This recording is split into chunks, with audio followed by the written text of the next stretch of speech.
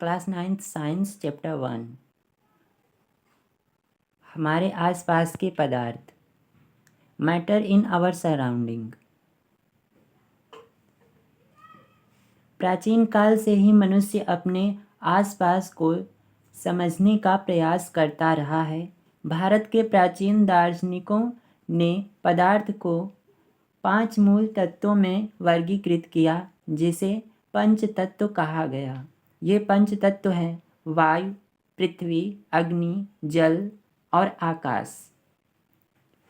उनके अनुसार इन्हीं पंच तत्वों से सभी वस्तुएं बनी हैं, चाहे वो सजीव हो या निर्जीव। प्राचीन काल से ही मनुष्य जो है अपने आसपास, उनके आसपास में जितनी भी वस्तुएं होती हैं उन सबको समझने का प्रयास करता रहा है। भारत के जो प्राचीन दार्शनिक थे उनका ये मानना था कि ये जो पदार्थ है वो 5 तत्वों से मिलकर बना है, और वो 5 तत्व है वायु, पृथ्वी, अग्नि, जल और आकाश।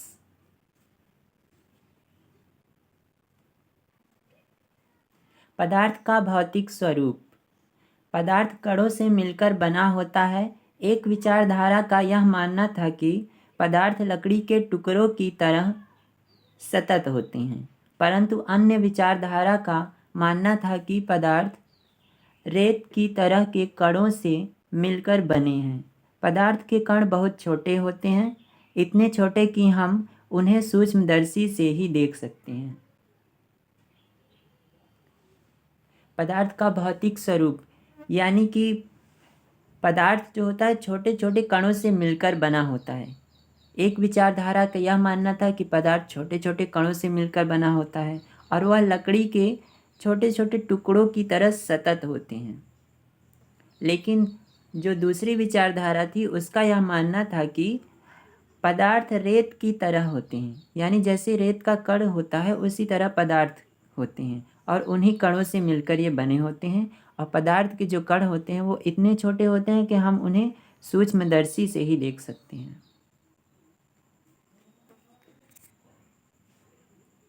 पदार्थ के कणों के अभिलाक्षणिक गुण। पदार्थ के कणों के बीच रिक्त स्थान होता है। पदार्थ के कण निरंतर गतिशील होते हैं। पदार्थ के कण एक दूसरे को आकर्षित करते हैं। पदार्थ के अंदर कौन कौन से गुण होते हैं? पदार्थ जो होता है उसके अंदर ये गुण होता है कि उनके बीच में जो पदार्थ के कण होते हैं उसके बीच में खाली स्थान पाया जाता है, और पदार्थ के जो कण होते हैं हमेशा गतिशील रहते हैं, यानी कि वो इधर से उधर घूमते रहते हैं। पदार्थ के कण एक दूसरे को आकर्षित करते हैं। पदार्थ के जो कण होते हैं एक कण दूसरे को अपनी ओर आकर्षित करता है। पदार्थ की अवस्थाएं। पदार्थ की 3 अवस्थाएं होती हैं: ठोस अवस्था, द्रव अवस्था, गैसीय अवस्था। पदार्थ की मुख्य रूप से 3 अवस्थाएं होती हैं, जैसे ठोस अवस्था, द्रव अवस्था, गैसीय अवस्था। ठोस अवस्था। ठोस पदार्थ का आकार एवं आयतन निश्चित होता है, जिस पर बल लगाने पर भी ठोस अपने आकार को बनाए रखते हैं, ये दृढ़ होते हैं। क्या होता है कि जो ठोस पदार्थ होता है उनका आकार और आयतन दोनों निश्चित होता है, जिस कारण इन पर बल लगाने पर भी इनके आकार में कोई परिवर्तन नहीं होता है और ये काफ़ी दृढ़ यानी कि ये कठोर होते हैं। द्रव अवस्था। द्रव का आकार निश्चित नहीं होता, लेकिन आयतन निश्चित होता है। जिस बर्तन में द्रवों को रखा जाए तो वे उसी का आकार धारण कर लेते हैं।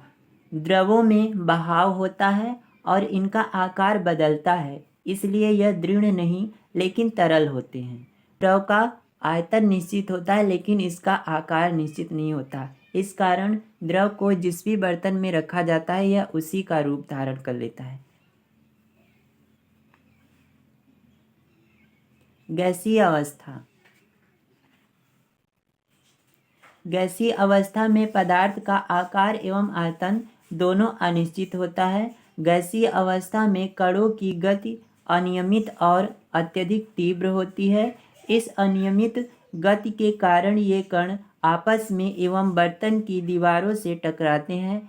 बर्तन की दीवार पर गैस कणों द्वारा प्रति इकाई क्षेत्र पर लगे बल के कारण गैस का दबाव बनता है। पदार्थ की गैसीय अवस्था में पदार्थ का न तो आकार निश्चित होता है और न ही आयतन निश्चित होता है। गैसीय अवस्था में जो कणों की गति होती है अनियमित होती है और बहुत ही तेजी से होती है। इस कारण अनियमित गति के कारण ये आपस में एवं बर्तन की दीवारों पर टकराते हैं और ये जो दीवारों पर टकराने पर जो प्रति इकाई बल लगता है उसी के कारण गैस का दबाव होता है। क्या पदार्थ अपनी अवस्था को बदल सकता है? तो इसका जवाब है हाँ। जल एक ऐसा पदार्थ है जो तीनों अवस्थाओं में रह सकता है। ठोस अवस्था में बर्फ के रूप में, द्रव अवस्था में जल के रूप में और गैस अवस्था में जल वाष्प के रूप में रहता है। यानी जल जो होता है वो तीनों अवस्थाओं में पाया जाता है, ठोस अवस्था में भी, द्रव अवस्था में भी और गैस अवस्था में भी। पदार्थों के तापमान परिवर्तन का प्रभाव। ठोस के तापमान को बढ़ाने पर उसके कणों की गतिज ऊर्जा बढ़ जाती है। गतिज ऊर्जा में वृद्धि होने के कारण अधिक तेजी से कंपन करने लगते हैं। ऊष्मा के द्वारा प्रदत्त की गई ऊर्जा कणों के बीच के आकर्षण को पार कर लेती है। इस कारण कण अपने नियत स्थान को छोड़कर अधिक स्वतंत्र होकर गति करने लगते हैं। एक अवस्था ऐसी आती है जब ठोस पिघलकर द्रव में परिवर्तित हो जाता है। पदार्थों के तापमान परिवर्तन का प्रभाव, यानी पदार्थों पर अगर तापमान को बदल दिया जाए तो क्या प्रभाव पड़ेगा। जो ठोस पदार्थ होते हैं अगर उनके तापमान को बढ़ा दिया जाए तो उनके कणों की जो गतिज ऊर्जा होती है वह बढ़ जाती है, यानी उनके गति करने की जो चाल होती है वो बढ़ जाती है। गतिज ऊर्जा में वृद्धि होने के कारण कण अधिक तेजी से कंपन करते हैं, अधिक तेजी से कंपन करने लगते हैं। जो कण होते हैं उनकी गति बढ़ जाती है, इसके वजह से वो अधिक कंपन करने लगते हैं। ऊष्मा के द्वारा प्रदत्त की गई ऊर्जा कणों के बीच के आकर्षण को पार कर लेती है। जब ऊष्मा प्रदान की जाती है तो उसके द्वारा जो ऊर्जा उत्पन्न होती है वह ऊर्जा कणों के बीच के जो आकर्षण होता है उसको पार कर लेती है।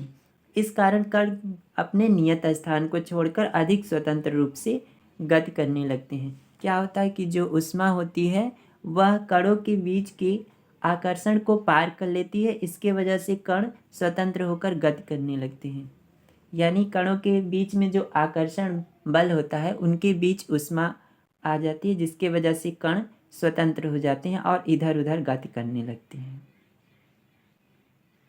एक अवस्था ऐसी आती है जब ठोस पिघलकर द्रव में परिवर्तित हो जाता है। जिस न्यूनतम तापमान पर ठोस पिघलकर द्रव बन जाता है वह इसका गलनांक कहलाता है। यानी ऐसा तापमान जिस पर ठोस पिघलकर द्रव में परिवर्तित हो जाता है तो वह गलनांक कहलाता है। किसी भी पदार्थ के ठोस से द्रव में परिवर्तित होने के लिए जिस तापमान की आवश्यकता होती है उसे गलनांक कहा जाता है।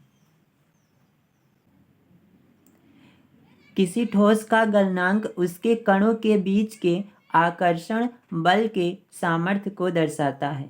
यानी गलनांक क्या दर्शाता है कि उसके कणों के बीच में कितनी सामर्थ्य यानी शक्ति है, इसको दर्शाता है। पदार्थ पर दाब परिवर्तन का प्रभाव। अभी तक आपने देखा कि पदार्थ के तापमान में अगर परिवर्तन कर दिया जाए तो उन पर क्या प्रभाव पड़ता है। अब देखेंगे कि अगर पदार्थ के दाब पर परिवर्तन कर दिया जाए तब उन पर क्या प्रभाव पड़ेगा। किसी सिलेंडर में भरी गैस पर दाब लगाने पर कणों के बीच की दूरी कम हो जाती है। जब किसी सिलेंडर भरी गैस पर दाब लगाया जाता है तो उनके बीच में जो कण होते हैं उनकी दूरियां कम हो जाती हैं, उनकी दूरी कम हो जाती है। दाब के बढ़ने और तापमान के घटने से गैस द्रव में बदल सकती है। जब वायुमंडलीय दाब का माप 1 एटमॉस्फेयर हो तो ठोस कार्बन डाइऑक्साइड द्रव अवस्था में आए बिना सीधे गैस में परिवर्तित हो जाती है। यही कारण है कि ठोस कार्बन डाइऑक्साइड को शुष्क बर्फ कहते हैं।